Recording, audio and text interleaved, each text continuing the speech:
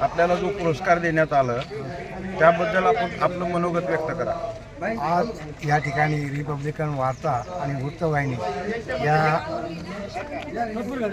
संस्थेने जो मला सन्मान केला, तसं पाहायला गेलं तर आठवले साहेबांचं माझं नातं वेगळंच आहे।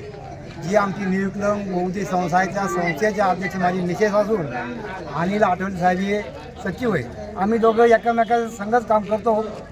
पण आज मी भारतीय जनता पार्टीचं दिव्यांग बांधवांचं काम करतो। माझ्या कार्याची दखल घेऊन जो आठवले साहेबांनी आज मला पुरस्कार दिला त्याबद्दल मला आणखीन बळ मिळालं आणि दिव्यांग बांधवांचे हे कार्य जे मी हाती घेतलेले आहे हे अखंडपणे चालू राहील। आजच्या हा पुरस्कारामुळे मला आणखीन ताकद वाढली।